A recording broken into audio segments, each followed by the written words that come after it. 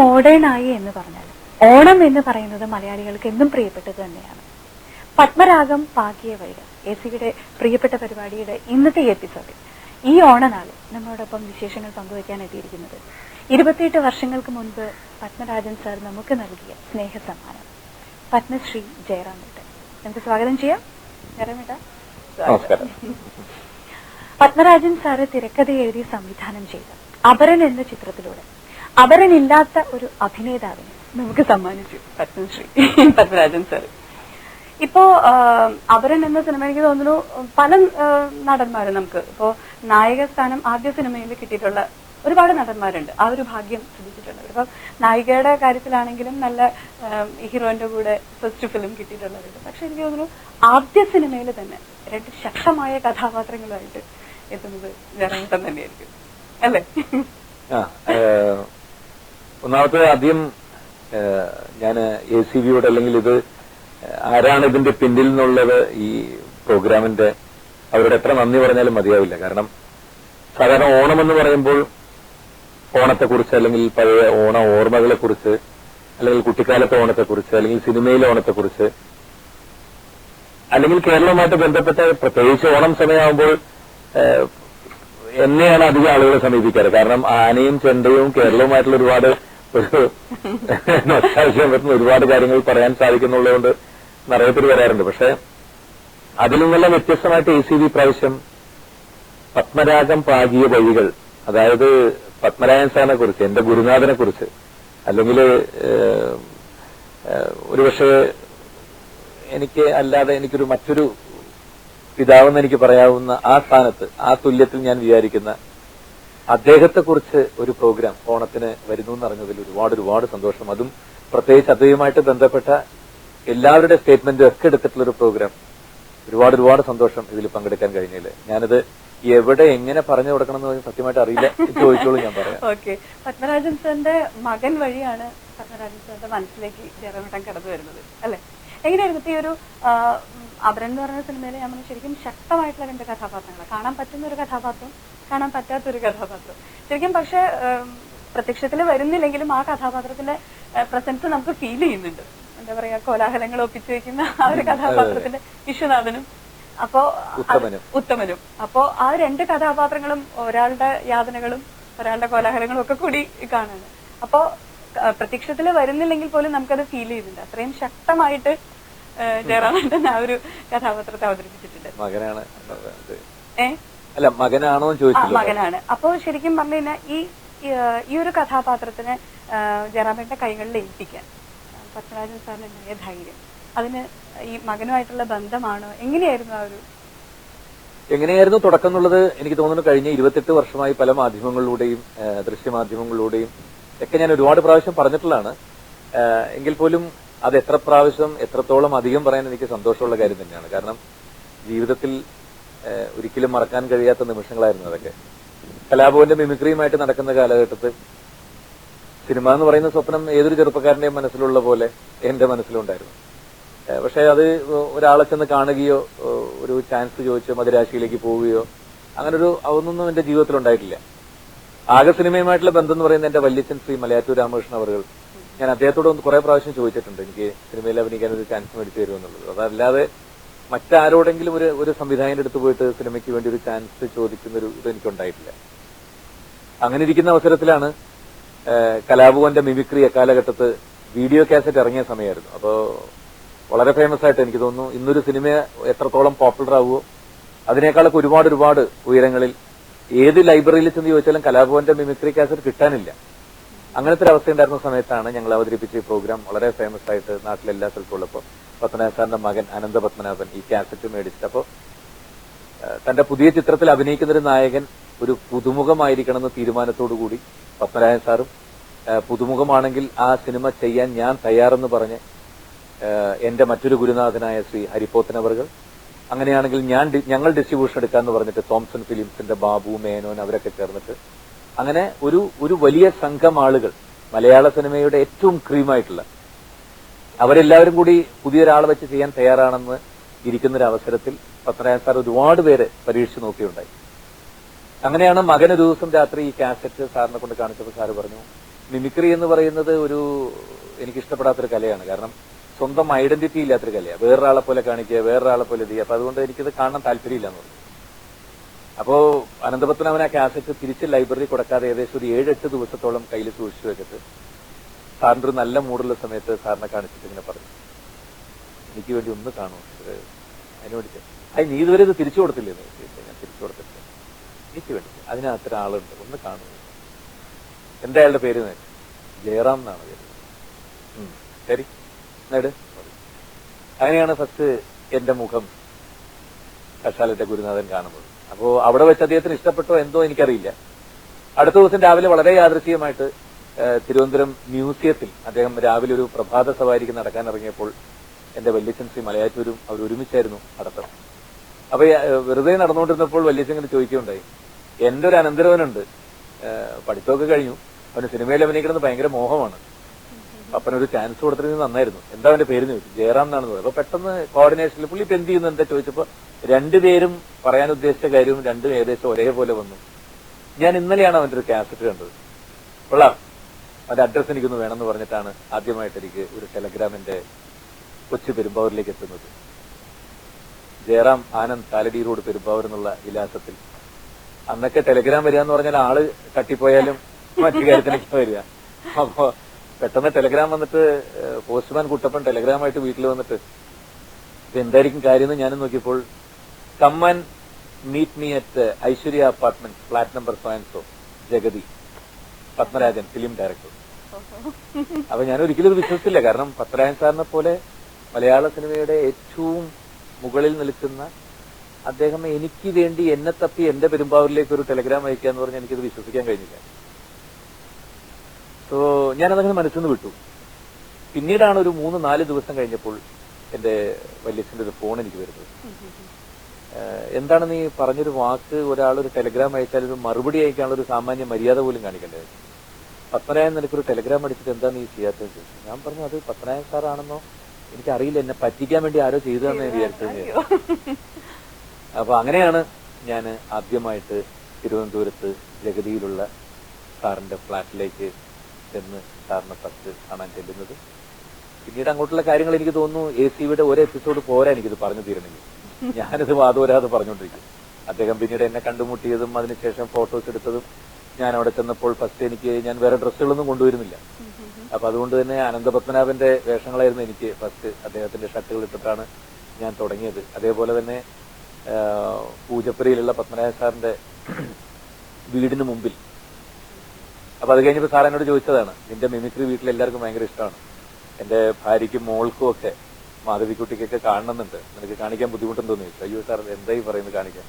അങ്ങനെ സാറിന്റെ വീടിന്റെ വാതിക്ക് എനിക്ക് ഇപ്പോഴും ഓർമ്മയുണ്ട്, സാറിന്റെ പഴയ ഫിയറ്റ് കാർ നിർത്തിയിട്ടിരിക്കുന്ന കാർ ഷെഡിനകത്ത് നിന്നുകൊണ്ട് പ്രൈം മിനിസ്റ്ററിനെയും മധുവിനെയും ശിവാജി ഗണേശനെയും എല്ലാം മണിക്കൂറുകളോളം ഞാൻ കാണിച്ചത് എനിക്ക് ഒരുപാട് ഓർമ്മ. എന്തായാലും ആ മുറ്റത്തു നിന്നാണ് എന്റെ ഒരു തുടക്കം എന്ന് പറയുന്നത്. അപ്പോഴും എനിക്ക് വിശ്വാസമായിട്ടില്ല എന്നെ അദ്ദേഹം ഒരു സിനിമയിലേക്ക് നായകനായിട്ട് എന്നെ കൊണ്ടുവരുന്നുള്ള വിശ്വാസം എനിക്കായിട്ടില്ല. അതിനുശേഷം ഒരിക്കലും ഇങ്ങനെ ഈ ഫോട്ടോസൊക്കെ എടുത്തു കഴിഞ്ഞിട്ട് എന്റെ അടുത്ത് പറഞ്ഞു, 2 ആഴ്ച കഴിഞ്ഞിട്ട് ഒരു ദിവസം പ്രത്യേക ഒരു ഡേറ്റ് പറഞ്ഞിട്ട് എന്റെ അടുത്ത് വിളിക്കണം എന്ന് പറഞ്ഞിട്ട്. ആ ഡേറ്റിൽ എനിക്ക് വിളിക്കാൻ സാധിച്ചില്ല. കാരണം അന്നത്തെ കാലഘട്ടത്തിൽ ഞാൻ ഒരു കെമിക്കൽ കമ്പനിയുടെ മാർക്കറ്റിംഗ് എക്സിക്യൂട്ടീവാണ്, പ്ലസ് കലാഭവന്റെ പ്രോഗ്രാം ഒക്കെ ആയിട്ട് പോകുന്നു. അപ്പൊ ഒരു 2-3 ദിവസം കൂടി കഴിഞ്ഞിട്ടാണ് എനിക്ക് വിളിക്കാൻ അവസരം കിട്ടിയത്. വിളിച്ചപ്പോൾ ആദ്യം അങ്ങേ തലക്കിൽ നിന്നും ഉള്ള മറുപടി അതായിരുന്നു, സിനിമയിൽ ആദ്യം പാലിക്കേണ്ടത് വാക്ക് പാലിക്കുക എന്നൊരു സംഗതിയുണ്ട്, അതാണ് ജീവിതത്തിൽ ഏറ്റവും ആദ്യം പഠിക്കേണ്ടതെന്ന്. എനിക്കൊരു സിനിമാ നടനാവണമെന്ന് ആഗ്രഹമില്ല. ഉണ്ട് സാർ, നിന്നോട് എന്നാ വിളിക്കണം എന്ന് പറഞ്ഞത്? ഇന്ന ദിവസം. 2 ദിവസം കഴിഞ്ഞില്ലേ, എന്തുകൊണ്ടാണ് വിളിക്കാത്തന്ന ദിവസം?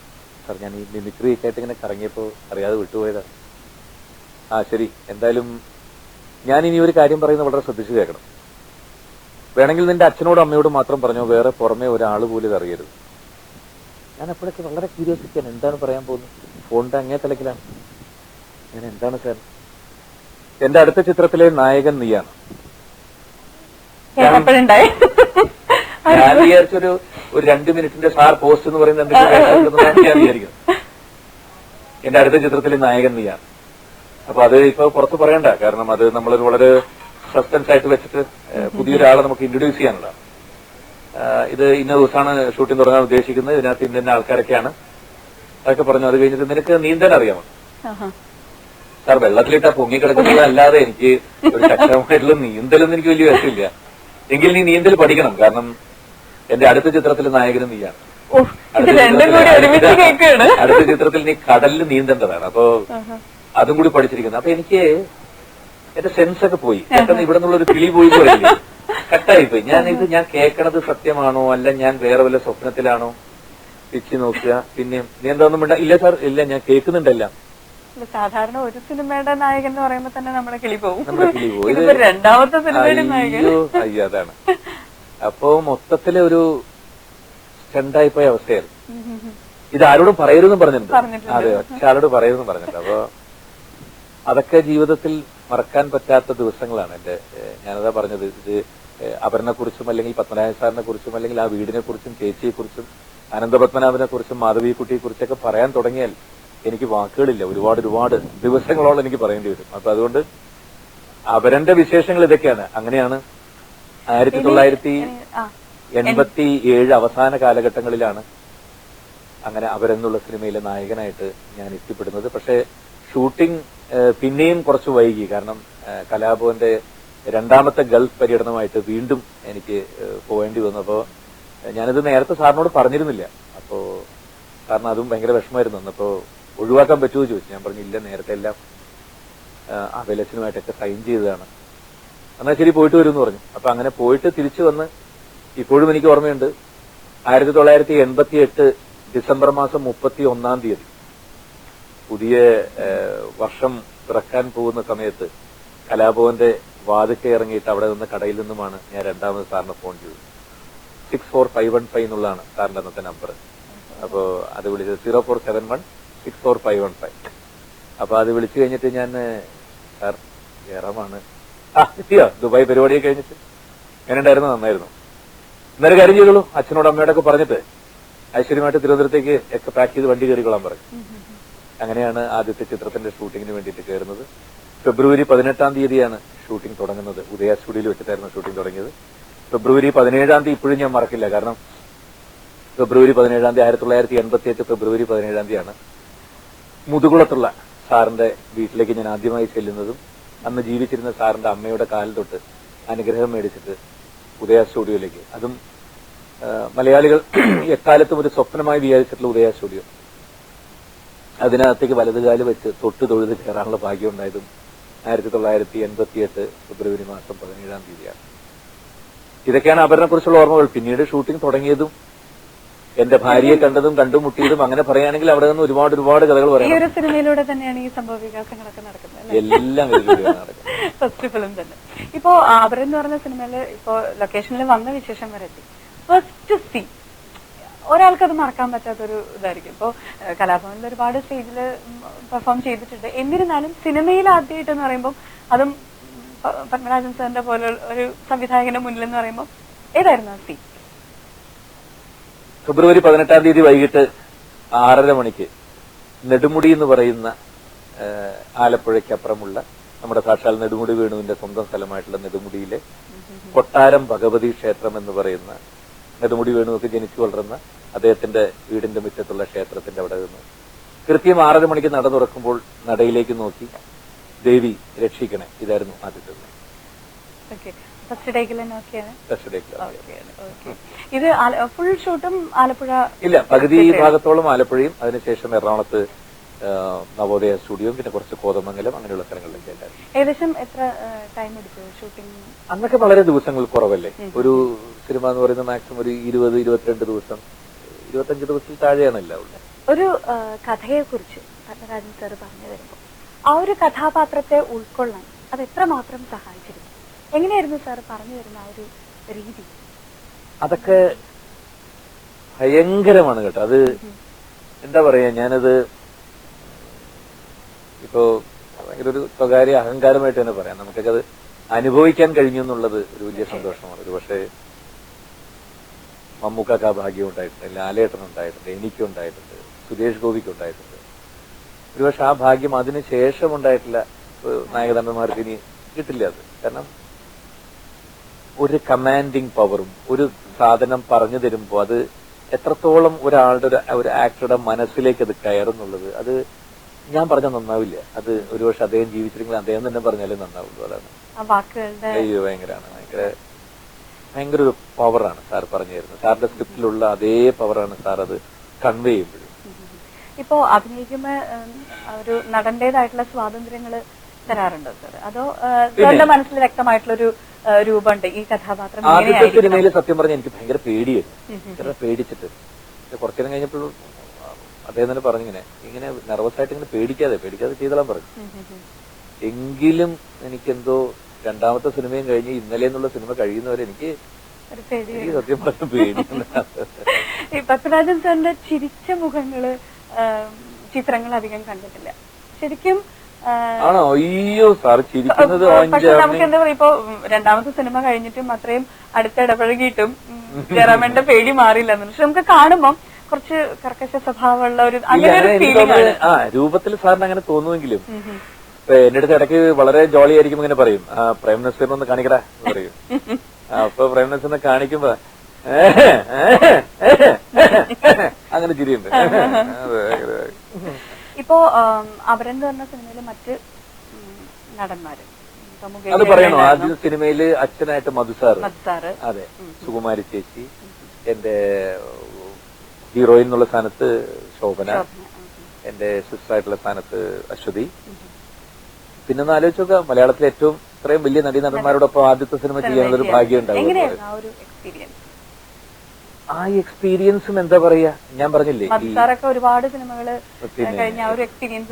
അയ്യോ എന്താ പറയുന്നത്, ഞാനൊക്കെ കുട്ടിക്കാലം തൊട്ട് ഒരു മിമിക്രി കാണിച്ച് കിടന്ന അല്ലെങ്കിൽ അഭ്രപാളിയിൽ കണ്ട് ഭ്രമിച്ചു പോയി നടന്ന ഇവരോടൊപ്പമൊക്കെ കാല് തൊട്ട് വന്നിച്ച് ആദ്യത്തെ സിനിമയിൽ അഭിനയിക്കാൻ പറ്റുന്ന ഇതൊക്കെ തന്നെയാണ് ഏറ്റവും വലിയ ഗുരുത്വവും ഭാഗ്യവും എല്ലാം തന്നെയാണ്. ഇപ്പൊ സാറിന്റെ സിനിമകളുടെ ഒരു കാര്യം പറയണമെന്നുണ്ടെങ്കിൽ ഒരു പ്രത്യേക മാനങ്ങളാണ് അല്ലെങ്കിൽ ഒരു പ്രത്യേക സ്ഥാനമാണ്. ഇപ്പോ ജയറാമേട്ടന്റെ കഥാപാത്രമാണെങ്കിലും മധുസാറിന്റെ കഥാപാത്രമാണെങ്കിലും എല്ലാ കഥാപാത്രങ്ങൾക്കും അതിന്റേതായിട്ടുള്ള അവരുടെ കഴിവ് തെളിയിക്കാനായിട്ടുള്ള അവസരങ്ങൾ ആ സിനിമയില്. മാത്രമല്ല അന്നത്തെ കാലഘട്ടങ്ങൾ അത്തരത്തിലുള്ള സംവിധായകരെ കൊണ്ടും അത്തരത്തിലുള്ള നിർമ്മാതാക്കളെ കൊണ്ടും സമ്പുഷ്ടമായിരുന്നു. ഒരു നിറഞ്ഞ മലയാള സിനിമയായിരുന്നു, നിറഞ്ഞ കാലഘട്ടമായിരുന്നു. തിയേറ്ററിലുള്ള ഓഡിയൻസ് അതുപോലെയായിരുന്നു. അത്തരം സിനിമകളെ 100% രണ്ട് കൈ നീട്ടി സ്വീകരിക്കുന്ന. അതെ അതെ, സമാന്തര സിനിമകളായിരുന്നു. അതിനൊരു പാത തുറന്നു തന്നത് ശരിക്കും പത്മരാജൻ സാറിന്റെ സിനിമകൾ. വാണിജ്യപരമായിട്ടായാലും കലാപരമായിട്ടായാലും എല്ലാം. അപ്പൊ ഈ ഒരു സിനിമയുടെ ഘടകങ്ങൾ ഇപ്പം സാറ് കഥ പറഞ്ഞു തരുമ്പോ, ഇപ്പൊ ഞങ്ങൾക്കത് കേൾക്കാൻ യോജില്ല, അപ്പോ കഥ പറഞ്ഞു തരുമ്പം എങ്ങനെയായിരുന്നു ആ ഒരു, ഇപ്പം ജയറാമേട്ടൻ പറഞ്ഞു അത് പത്മരാജൻ സാറിന്റെ വാക്കുകളിലൂടെ തന്നെ കേൾക്കണം, എന്നാലും ഒരു കഥ അല്ലെങ്കിൽ ആ കഥ അല്ല ഒരു കഥ സാർ ഉണ്ടാക്കുന്നത് ചിലപ്പോ അന്തരീക്ഷത്തിൽ നിന്നായിരിക്കാം, അല്ലെങ്കിൽ ചെറിയൊരു വാക്കുകളിൽ നിന്നായിരിക്കാം. അതിൽ നിന്നൊക്കെയാണ് സാറ് കഥ ഉണ്ടാക്കുന്നത്. അപ്പോ അത് എത്തരത്തിലാണ് നമുക്ക് കൺവേ ചെയ്യുന്നതെന്ന് ഞാൻ പറഞ്ഞില്ലേ, പെട്ടെന്ന് ഇപ്പൊ ഒരു ഇന്റർവ്യൂവിൽ നമുക്കത് പറഞ്ഞ് മനസ്സിലാക്കാൻ ബുദ്ധിമുട്ടാണ്. ഇപ്പൊ ചുരുക്കി പറഞ്ഞാൽ എന്റെ രണ്ടാമത്തെ ചിത്രമായിട്ടുള്ള 3-ാം പക്കം എന്നുള്ള സിനിമ, അത് ഒരു പേപ്പറിൽ വന്ന ഒരു വെറും കട്ടിംഗ് ആണ്. ഒരു മലയാള ന്യൂസ് പേപ്പറിൽ വന്ന മെഡിക്കൽ വിദ്യാർത്ഥി മുങ്ങി മരിച്ചു, കോവളം. ബാംഗ്ലൂരിൽ നിന്നും മുത്തച്ഛനുമായിട്ട് അവധി ആഘോഷിക്കാൻ വേണ്ടി നാട്ടിലെത്തിയ മെഡിക്കൽ വിദ്യാർത്ഥി കോവളത്ത് തിരയിൽപ്പെട്ട് കൂട്ടുകാരും ഒന്നിച്ച് കളിക്കുമ്പോൾ മുങ്ങി മരിച്ചു. അത് മാത്രമാണ്. അദ്ദേഹം പേപ്പർ രാവിലെ വായിച്ചു കഴിഞ്ഞിട്ട് ഇതിനകത്ത് ഒരു സിനിമയ്ക്കുള്ള സ്കോപ്പ് ഉണ്ട്, കട്ട് ചെയ്ത് പോക്കറ്റിൽ വെച്ചു. അതാണ് ഒരു സംവിധായകൻ അല്ലെങ്കിൽ അദ്ദേഹത്തിന്റെ വിഷയം. ശരിക്കും കുടുംബ ബന്ധങ്ങളുടെ ഒരു തീവ്രത അല്ലെങ്കിൽ ഇല്ലായ്മയുടെ ഒരു തീവ്രതയാണ് ഈ ചിത്രം നമ്മളോട് പറയുന്നത്, അല്ലേ? ഇപ്പോ ജയറാമേട്ടൻ ആ കടലിൽ പോകുന്ന സമയത്തായാലും തിരിച്ചു വരും എന്നുള്ള പ്രതീക്ഷ നമ്മുടെ മനസ്സിലുണ്ട്. ആ സിനിമയുടെ പേരും ആ 3-ാം ദിവസം അതെ അതെ, കടലിന്റെ ഒരു സത്യമാണെന്നാണ് പറയുന്നത്. നമ്മളതിൽ പെട്ടുപോയി കഴിഞ്ഞാൽ അല്ലെങ്കിൽ നമ്മളുടെ എന്തെങ്കിലും സാധനങ്ങളിൽ പോയാൽ 3-ാം ദിവസം അത് തിരിച്ചുകൊണ്ട് തരും എന്നുള്ളൊരു സത്യം, കടലിന്റെ സത്യം. 3-ാമത്തെ ദിവസം ഈ ഭാസിയുടെ ഈ ബോഡി വരുന്നത് കാത്തിരിക്കുന്ന കാമുകിയും സുഹൃത്തുക്കളും മുത്തശ്ശനും ഒരു കുടുംബവും ഒരു ഗ്രാമവും. ഇപ്പോ അടുപ്പിച്ചടുപ്പിച്ച് അപരൻ സിനിമ, അത് കഴിഞ്ഞിട്ട് അപ്പൊ തന്നെ ഇന്നലെയും വന്നു. ശരിക്കും 3-ാം പക്കം കഴിഞ്ഞിട്ടാണ് ഇന്നലെ 3-ാം പക്കം. അപ്പൊ ഈ സിനിമകളിലെല്ലാം തന്നെ ഇപ്പൊ ജയറാമേട്ടന്റെ ഒരു പ്രതിച്ഛായയാണെങ്കിലും ഒരുപാട് ആ ക്യാരക്ടേഴ്സ് ഒരുപാട് വ്യത്യസ്തമായിട്ടുള്ള ഭയങ്കര ലവബിൾ ആയിട്ടുള്ള ജയറാമേട്ടനെയാണ് കാണിച്ചിരുന്നെങ്കിൽ പോലും ഒരുപാട് വ്യത്യസ്തത നമുക്ക് ഓരോ കഥാപാത്രത്തിലും കാണാൻ പറ്റുമായിരുന്നു. എനിക്ക് അറിയാനുള്ളത്, ഇപ്പൊ നമ്മള് ജയറാമേട്ടൻ അഭിനയിക്കുമ്പോ പത്മരാജൻ സാറിന്റെ ഭാഗത്ത് നിന്നുണ്ടായിട്ടുള്ള കറക്ഷൻസ് എങ്ങനെയായിരുന്നു ഒരു അയ്യോ അത് 100% കറക്ഷൻ. എന്റെ അടുത്ത് ആദ്യം പറഞ്ഞൊരു കറക്ഷൻ അല്ല ഇതെന്ന് പറയുന്നത്, നിനക്ക് മിമിക്രി ഇതോടുകൂടി നിർത്താൻ പറ്റുമോ എന്ന് ചോദിച്ചു. ഞാൻ പറഞ്ഞു നിർത്തിയേക്കട്ടെ, ഇനി നീ മിമിക്രിക്ക് പോരെന്ന് പറഞ്ഞു. കാരണം അതൊരു ഐഡന്റിറ്റി ഇല്ലാത്തൊരു കലയാണ് എടുത്ത് പറഞ്ഞു. ഞാൻ പറഞ്ഞു സാർ അല്ല നീ കാണിക്കുക വേണ്ടെന്ന് പറഞ്ഞു. അപ്പൊ അങ്ങനെ മിമിക്രി എന്നൊരു സംഗതി വിട്ടു. അതിനകത്ത് ഒരാളുടെ ഒരു ഇതും നിന്റെ ദേഹത്തിന് വരാൻ പാടില്ല എന്ന് പറഞ്ഞിട്ടാണ് അവരുടെ കഥാപാത്രമൊക്കെ എനിക്ക് പറഞ്ഞു തന്നത്. അപ്പൊ ഒരു മാൻഡ്രസും വേറെ ആൾ സംസാരിക്കുന്ന പോലെ ഒന്നും വരരുതെന്ന് വിചാരിച്ചു. അതിനുശേഷം പല ഇടവേളകളിലൊക്കെ സാറ് തന്നെ എന്റെ അടുത്ത് മിമിക്രി കാണിക്കാൻ പറയും. അപ്പൊ ഞാൻ പറയും സാർ ഇത് നിർത്തിക്കോളാൻ പറഞ്ഞിട്ട് ആ കാര്യമില്ല എനിക്ക് വേണ്ടി മാത്രം ഒന്ന് കാണിച്ചു തന്നു. എല്ലാ കലകളും എൻജോയ് ചെയ്തിരുന്നു. അയ്യോ പിന്നെ ആ ഒരു എന്താ പറയാ ലിറ്ററലി ഏറ്റവും കൂടുതൽ സമ്പുഷ്ടമായിരുന്നു സ്വന്തം ചിത്രങ്ങൾ. എനിക്ക് ഇപ്പോഴത്തെ നമ്മുടെ ചില സിനിമകൾ കാണുമ്പോൾ നമുക്ക് ഒരുപാട് സങ്കടം തോന്നും. ഇങ്ങനെയും സിനിമകൾ ഉണ്ടാക്കാം എന്ന് തോന്നുന്നു. നല്ല സിനിമകൾ ഇല്ലെന്നല്ല, എന്നാലും പലപ്പോഴും സാറിന്റെ ചിത്രങ്ങളുടെ എന്നും മലയാള സിനിമയുടെ ഒരു വളരെ നല്ല ആ ഒരു സിനിമ എന്ന് പറയുന്ന ആ ഒരു കലാരൂപത്തിന്റെ ഒരു മൗലികത നഷ്ടപ്പെടുന്ന പോലെ തോന്നുന്നില്ല ഇത്തരം സിനിമകള്? ഏത് സിനിമകളിൽ ഇപ്പോഴത്തെ അങ്ങനെയല്ല, ഓരോ കാലഘട്ടത്തിനനുസരിച്ച് സിനിമകൾ മാറിക്കൊണ്ടിരിക്കുന്നു. അതിന്റെ ടെക്നോളജി മാറും, ടെക്നീഷ്യൻസ് മാറുന്നു, ചിന്തകൾ മാറുന്നു. അതെ, അവരിൽ നിന്ന് സിനിമ ശരിക്കും പാട്ടുകളില്ല. എങ്ങനെയായിരുന്നു പത്മരാജൻ സാർ സംഗീതം ഇഷ്ടപ്പെട്ടിരുന്ന ആളാണോ? പക്ഷെ മൂന്നാം പക്കത്തിൽ നല്ല 2 പാട്ടുകളുണ്ട്. ആദ്യമായിട്ട് പാടി അഭിനയിക്കാനുള്ള അവരിൽ പാട്ടുകളില്ലായിരുന്നു. പാട്ട് വരുന്നത് മൂന്നാം പക്കത്തിലാണ്. മൂന്നാം പക്കത്തിലെ പാട്ടുകൾ ആദ്യം തന്നെ രാജാ സാറിന്റെ ഇതിലാണ്. ഇളയരാജയായിരുന്നു എന്റെ മ്യൂസിക്. ശരിക്കും ആ ചിത്രം ഷൂട്ട് ചെയ്ത് കഴിഞ്ഞിട്ടാണ് രാജാ സാർ അതിലേക്ക് വരുന്നത്. അതെ, കാരണം ഈ ചിത്രത്തിന്റെ ഒരു കുറച്ച് റീലുകള് മദ്രാസിലെ പ്രസാദ് സ്റ്റുഡിയോയില് പ്രസാദ് 70mm ഇട്ട് അദ്ദേഹം കണ്ടിട്ട് പത്മനാഭ സാറിനോട് കാര്യം പറഞ്ഞേക്കാൻ പറഞ്ഞു. ഈ സിനിമ ഞാൻ ഫ്രീ ആയിട്ട് ചെയ്തു തന്നേക്കാൻ പറഞ്ഞു.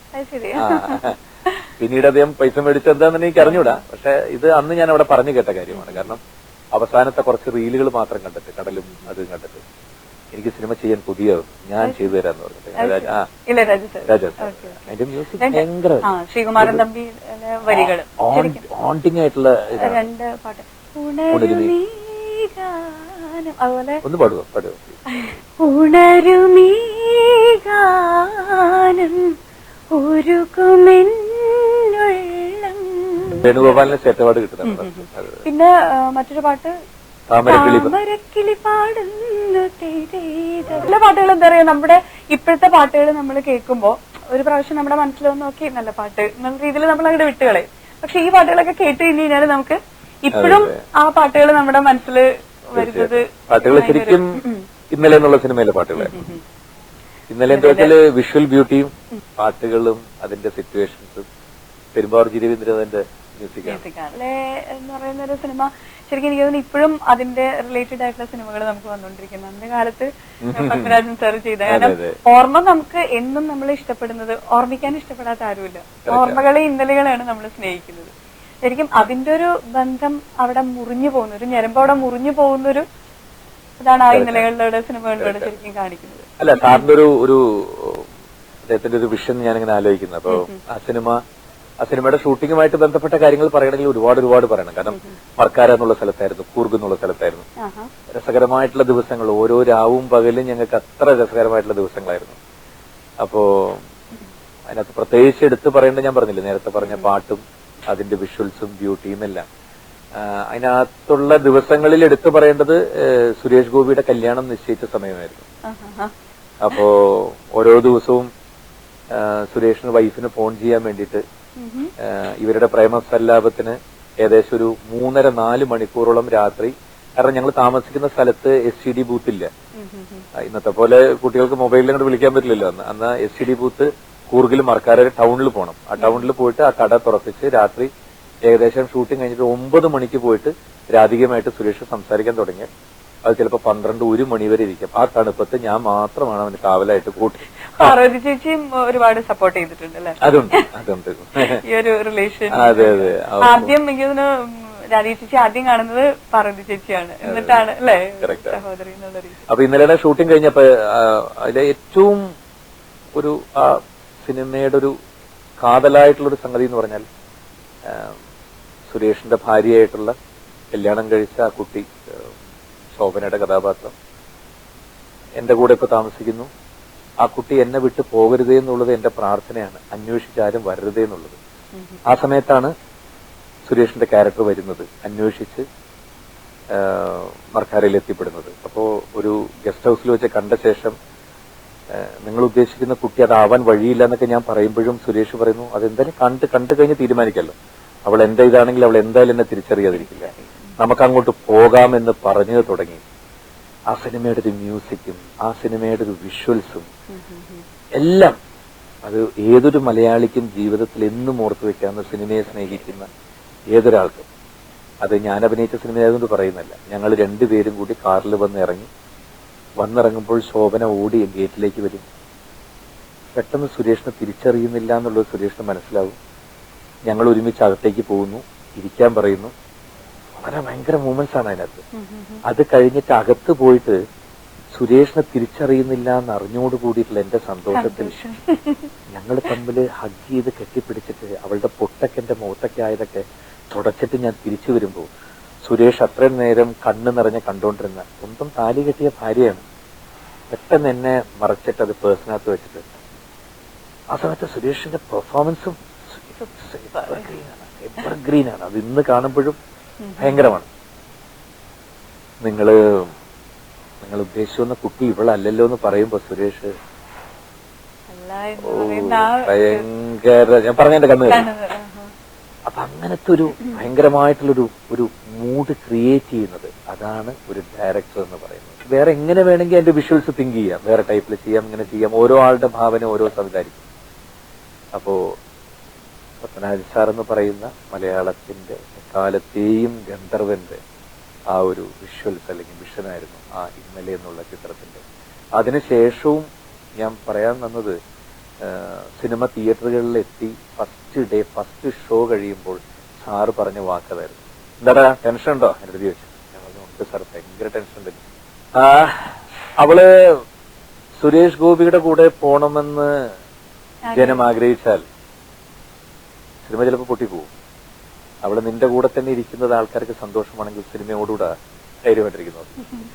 കഴിഞ്ഞ് പുറത്തേക്ക് ഇറങ്ങിയപ്പോൾ ഞാനൊരാളോട് ഫസ്റ്റ് പോയി ചോദിച്ചതാണ്, അവൾ എന്റെ കൂടെ തന്നെ നിൽക്കുന്നതല്ലേ, അതാണ് അതിന്റെ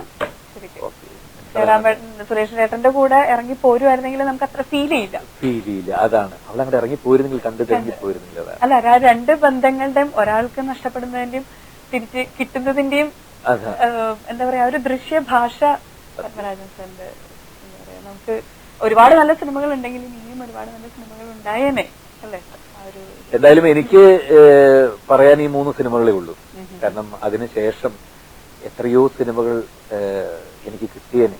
അത് എന്റെ ഏറ്റവും വലിയ ജീവിതത്തിലെ സിനിമയിലെ നഷ്ടമെന്ന് പറയുന്നത് അത് തന്നെയാണ്. കാരണം എനിക്ക് നഷ്ടങ്ങൾ ഉണ്ടാകുമ്പോൾ, എനിക്ക് വീഴ്ചകൾ ഉണ്ടാകുമ്പോൾ എന്നെ കയ്യോട് ചേർത്ത് പിടിച്ച് പേടിക്കണ്ട, നിനക്ക് അടുത്ത സിനിമ ഞാൻ തരാമെന്ന് പറയാനൊരു അതാണ് എനിക്ക് നഷ്ടപ്പെട്ടു പോയത്. കാരണം ഞാനിത് പറയാൻ കാരണം കേളി എന്നുള്ള ഭരതേട്ടന്റെ ഷൂട്ടിംഗ് നടന്നുകൊണ്ടിരിക്കുന്ന സമയത്ത്, ഒറ്റപ്പാലത്ത് നടന്നുകൊണ്ടിരിക്കുന്ന സമയത്ത് അതിനകത്ത് ഏറ്റവും മനോഹരമായൊരു പാട്ടുണ്ട്, താരം വാൽക്കണ്ണാടി നോക്കി. അറിയില്ലേ? 2 വരി കൂടി. താരം വാൽക്കണ്ണാടി നോക്കി നിലാവലിഞ്ഞ രാവിലേതോ. അപ്പൊ ഈ സിനിമയുടെ ആ പാട്ട് ചിത്രീകരിച്ചുകൊണ്ടിരിക്കുകയാണ് ഭാരതപ്പുഴയിൽ. അപ്പൊ ഞാനൊരു എനിക്ക് ഒരു കാലാണ് അതിനകത്ത് കാല് വെച്ച് കെട്ടി. അപ്പോഴാണ് പെട്ടെന്ന് ഷൂട്ടിംഗ് നിർത്തിയിട്ട് എല്ലാവരും ഭരതേട്ടൻ പറഞ്ഞു വേഗം പോവാന്ന് പറഞ്ഞ് എന്നെ ഒരു കാറിനകത്ത് കയറ്റിട്ട് എന്നെ കൊണ്ടുപോകുന്നു. എന്റെ അടുത്ത് ആരും ഒന്നും മിണ്ടുന്നില്ല, ഒന്നുമില്ല. പത്മനാഭൻ സാറിന്റെ മരണം പറയാൻ വേണ്ടിയിട്ടുള്ള ഇതായിരുന്നു. എനിക്കെന്തോ ആ ദിവസങ്ങളൊന്നും ഓർക്കാൻ ഇഷ്ടപ്പെടാത്തൊരു ദിവസങ്ങളാണ്. അപ്പൊ അതുകൊണ്ട് തന്നെ കാരണം അതിന്റെ 2 ദിവസം മുമ്പ്, ഈ സംഭവം നടക്കുന്നതിന് 2 ദിവസം മുമ്പ്, ഒരു ദിവസം മുമ്പ് തൃശ്ശൂർ രാമനിലയത്തിൽ പത്മനാഭൻ സാർ വന്നിട്ട് എന്നെ വിളിപ്പിച്ച് ഞാൻ അങ്ങോട്ട് ചെന്നു.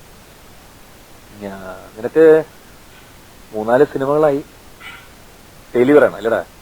ഞാൻ പറഞ്ഞു അതെ സാറില്ല, ഞാൻ അതിനുവേണ്ടിയിട്ടാണ് നിന്നെ വിളിപ്പിച്ചത്, അടുത്ത സിനിമ നമുക്ക് കലക്കാം എന്ന് പറഞ്ഞിട്ട് രാമനിലയത്തിൽ 1-ാം നമ്പർ റൂമിന്റെ കട്ടിലിൽ കിടന്നിട്ട്, അന്ന് അദ്ദേഹത്തിന്റെ ഗന്ധർവനിൽ അഭിനയിച്ച നിതീഷ് ഭരദ്രാജ് അദ്ദേഹം ഉണ്ടായിരുന്നു കൂടെ, എന്റെ അടുത്തൊരു കഥ പറഞ്ഞു തന്നു.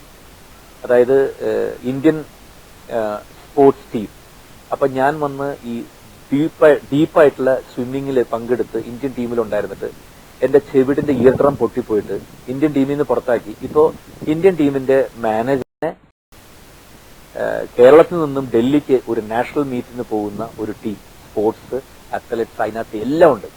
അവരെ മുഴുവൻ 2-3 ബോഗികളിൽ ഇവിടുന്ന് ഡൽഹി വരേക്കും പോകുന്ന സ്പോർട്സിന്റെ ഫുള്ളായിട്ട് അതോറിറ്റിയുടെ ഇൻചാർജ് എനിക്കാണ്. ഇപ്പോൾ എനിക്ക് ചെവിട് കുറച്ച് കേട്ടുകൂടാ, കേൾവി കുറവുണ്ട്.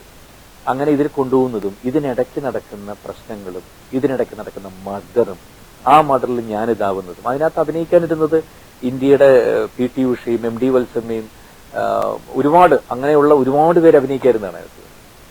അതിന്റെ കഥ മുഴുവൻ ഒരു 1 ലൈനിൽ എന്റെ അടുത്ത് പറഞ്ഞു, മതിയടാ ഈ ഒരു സിനിമ മതി നിനക്ക് തിരിച്ച് പഴയ പൊസിഷനിൽ തിരിച്ചെത്താൻ. ആ സന്തോഷത്തിലാണ് ഞാൻ ആ സെറ്റിലേക്ക് പോയത്. പക്ഷേ ഒരു ദിവസം കഴിയുമ്പോൾ ദൈവം ഇങ്ങനൊരു വാർത്ത കൊണ്ട് തരുന്നു ഞാൻ സ്വപ്നത്തിൽ പോലും വിചാരിച്ചില്ല. എന്താ പറയുക, നഷ്ടം എന്നൊക്കെ പറഞ്ഞ നവംബറിന്റെ നഷ്ടം എന്ന് പറയുന്ന പോലെ എന്റെ ജീവിതത്തിന്റെ നഷ്ടമാണ്. മലയാള സിനിമയുടെ മലയാളികളുടെ നഷ്ടമാണ്. എനിക്ക് 3 ചിത്രത്തെ കുറിച്ചേ പറയാനുള്ളൂ. പക്ഷേ എത്രയോ സിനിമകൾ ശരിക്കും പുതിയ സിനിമയുമായിട്ട് എനിക്കൊരു സിനിമാക്കാരനാകണം, അല്ലെങ്കിൽ എനിക്കൊരു സംവിധായകനാകണം, എനിക്കൊരു ടെക്നീഷ്യൻ ആവണം, എനിക്കൊരു എഴുത്തുകാരനാവണം എന്ന് ആഗ്രഹിക്കുന്ന ഓരോ ചെറുപ്പക്കാരോടും എനിക്ക് പറയാനുള്ളതാണ്. അരപ്പട്ട കെട്ടിയ ഗ്രാമത്തിൽ, അല്ലെങ്കിൽ അത്തരം സിനിമകളുണ്ട് സാറിന്റെ.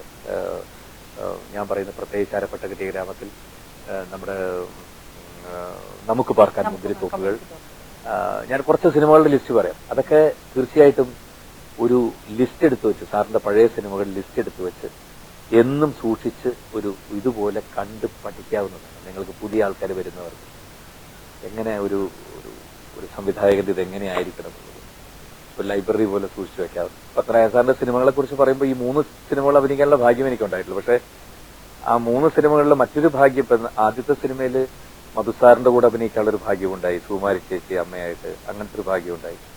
അതേപോലെ തന്നെ അതിനേക്കാൾ വലിയൊരു ഭാഗ്യം 3-ാം പക്കം എന്നുള്ള സിനിമയിൽ സാക്ഷാൽ തിലകൻ ചേട്ടന്റെ കൂടെ അഭിനയിക്കാൻ പറ്റി. അതിനേക്കാൾ ഉപരി ഇന്ത്യയിലെ തന്നെ ഏറ്റവും മികച്ച 10 നടന്മാരെ എടുത്താൽ അതിൽ എത്രാമത്തെ സ്ഥാനം എന്ന് പറയാൻ പറ്റില്ല. പക്ഷെ എത്രാമത്തെ സ്ഥാനം നൽകാവുന്ന ജഗതി ചേട്ടൻ, ജഗതി ശ്രീകുമാർ, കവല എന്ന് പറയുന്ന കഥാപാത്രം ഒരു മലയാളിക്ക് ഒരിക്കലും മറക്കാൻ കഴിയില്ല. അതായത് തനിക്ക് വരുന്ന മൈനസ് എന്താണോ അതിനെ പ്ലസ് ആക്കി മാറ്റുന്ന ഒരു നടനായിരുന്നു ജഗതി ശ്രീകുമാർ. ഇതൊന്നും ഞാൻ മലയാളികൾക്ക് പറഞ്ഞു തരേണ്ട കാര്യമില്ല. കാരണം 3-ാം പക്കം എന്നുള്ള സിനിമയ്ക്ക് അദ്ദേഹം എത്തിപ്പെടുമ്പോൾ ഒരു ആക്സിഡന്റ് പറ്റിയിട്ട് കാലിന്റെ താഴെ 6 സ്റ്റിച്ചുകൾ ഉണ്ടായിരുന്നു. അപ്പോൾ അത് അഭിനയിക്കാൻ പറ്റുമോ ഇല്ലയോ എന്നുള്ള, അപ്പൊ വന്നപ്പോ പത്മനാഭൻ സാർ പറഞ്ഞു അമ്പിളിനെ വിളിക്കുക, അമ്പിളി പറ്റില്ലെങ്കിൽ വേണ്ട, ഞാൻ വേറെ ആളെ നോക്കണമെങ്കിൽ നോക്കാം, ഒട്ടും വയ്യെങ്കിൽ, കാരണം നടക്കാൻ വയ്യ. അപ്പോ ചോദിച്ചു, ഞാൻ ഈ നൊണ്ടല് സിനിമയിലൊന്നും ആക്കിക്കോട്ടെ, കവലയുടെ സ്വഭാവമായിട്ട് ആയിക്കോട്ടെ എന്ന് പറഞ്ഞു. അതിനകത്ത് കവല മൊത്തം അത് 6 സ്റ്റിച്ച് കാലിൽ വെച്ചോണ്ടാണ്. അപ്പൊ തനിക്ക് എന്ത് മൈനസ് ഉണ്ടെങ്കിലും അത് പ്ലസ് ആക്കി മാറ്റുന്ന അത്തരത്തിലുള്ള മഹോത്തരമായിട്ടുള്ള മഹാന്മാരായിട്ടുള്ള നടന്മാരുടെ കൂടെ ഒക്കെ അഭിനയിക്കാൻ പറ്റിയെന്നുള്ളതാണ് ഈ 3 ചിത്രങ്ങളിലും എനിക്ക് കിട്ടിയ ഏറ്റവും വലിയ മഹാഭാഗ്യം എന്ന് പറയുന്നത്. പത്മരാജൻ സാറിന്റെ ഫാമിലിയുമായിട്ടുള്ള ആ റിലേഷൻ ഇപ്പോഴും കീപ്പ് ചെയ്യുന്നുണ്ട്? അയ്യോ, അതെപ്പോഴും ഉണ്ട്, എപ്പോഴും ഉണ്ട്. എപ്പോഴും വിളിക്കുന്ന നല്ല സൗഹൃദം. ചേച്ചിന്ന് വിളിക്കും, അമ്മാന്ന് വിളിക്കും, എന്റെ മോനേന്ന് വിളിക്കും, ചേറാന്ന് വിളിക്കും, പപ്പനായിട്ട് വിളിക്കുന്നത്, മാധുവായിട്ട് സംസാരിക്കുന്നത്. അത് പിന്നെ ഇപ്പൊ എന്റെ വീട്ടിൽ തന്നെ എന്റെ അമ്മയും സഹോദരങ്ങളെയും വിളിക്കാറുണ്ടോ എന്ന് ചോദിക്കുന്ന പോലെയുള്ളൂ. അത് പറഞ്ഞറിയിക്കാൻ വയ്യാത്തതിനൊക്കെ മുകളിലുള്ള ഒരു ബന്ധമാണത്. ഇനിയൊരു എനിക്കൊരു 1-2 എപ്പിസോഡ് കൂടി ഇതേപോലെ എപ്പോഴെങ്കിലും ഒന്ന് ACV അനുവദിച്ചു തരികയാണെങ്കിൽ കുറെ കാര്യങ്ങൾ കൂടി സംസാരിക്കാൻ പറ്റും. ഇതിപ്പോ തിരുവോണമായിട്ട് ഓണ സദ്യയുണ്ട്, അല്ലെങ്കിൽ ഓണത്തെ വരവേറ്റ് കാത്തിരിക്കുന്ന ഓരോ മലയാളികൾക്കും ഓണം ആശംസിക്കുക എന്നുള്ളതാണ് ഈ സമയത്ത് എനിക്ക് പറയാനുള്ളത്. എന്തായാലും ഒരുപാട് സന്തോഷം. ഞാൻ നേരത്തെ പറഞ്ഞ പോലെ ജോലിയുടെ ഭാഗമായിട്ട് ലോകത്ത് ഏത് ഭാഗത്താണെങ്കിലും കേരളത്തിൻ്റെതായിട്ടുള്ള ഓർമ്മകൾ കാത്തു സൂക്ഷിക്കുന്ന ഓരോ മലയാളികൾക്കും എന്റെയും എന്റെ കുടുംബത്തിന്റെയും എല്ലാ ACV ടോട്ടൽ ഇതിന്റെ ക്രൂ എല്ലാവരും, അതുപോലെ തന്നെ മുകളിലിരുന്നതൊക്കെ കണ്ടുകൊണ്ടിരിക്കുന്ന എന്റെ ഗുരുനാഥനായ പത്മരാജൻ സാറും ചേച്ചിയും പപ്പനും മാധുവും, പിന്നെ എന്റെ ആദ്യത്തെ പ്രൊഡ്യൂസർ ശ്രീ ഹരിപോത്തൻ, അല്ലെങ്കിൽ തോംസൺ ഫിലിംസ് മേനോൻ, ബാബു, ഗാന്ധിമതി ബാലേട്ടൻ, അങ്ങനെ ഒരു വലിയ, അല്ലെങ്കിൽ ശ്രീ കറിയാച്ചൻ, ഞാൻ പെട്ടെന്ന് പേര് പറഞ്ഞാൽ, അല്ലെങ്കിൽ നമ്മുടെ ജോഷി മാത്യു, ഒരുപാട് പേര് ഉണ്ട്. ഞാൻ പെട്ടെന്ന് പേര് പറയുമ്പോൾ ആരെങ്കിലും വിട്ടുപോയിട്ടെങ്കിൽ ക്ഷമിക്കണം. അതേപോലെ എന്റെ അന്നത്തെ ആ 3 ചിത്രങ്ങളിലെയും സഹപ്രവർത്തകർ, ഒരുപാട് സന്തോഷം എനിക്ക് ഇത്തരമൊരു അവസരം തന്നത്. ജയറാമേട്ടന്റെ മനസ്സിൽ ഒരു ഗുരുവിന്റെ സ്ഥാനം, അല്ലെങ്കിൽ ഒരു മാർഗദർശി, ഒരു അച്ഛന്റെ സ്ഥാനം ഹൃദയത്തോട് ചേർത്ത് വെച്ച പത്മരാജൻ സാറിന്റെ വിശേഷങ്ങൾ ജയറാമേട്ടന്റെ വാക്കുകളിലൂടെ തന്നെ അറിയാൻ പറ്റിയത് ഒരുപാട് സന്തോഷം. ജയറാമേട്ട, താങ്ക് യു സോ മച്ച്. എല്ലാവർക്കും എന്റെയും എന്റെ കുടുംബത്തിന്റെയും സ്നേഹം നിറഞ്ഞ 1000 ഓണാശംസകൾ. Thank you so much.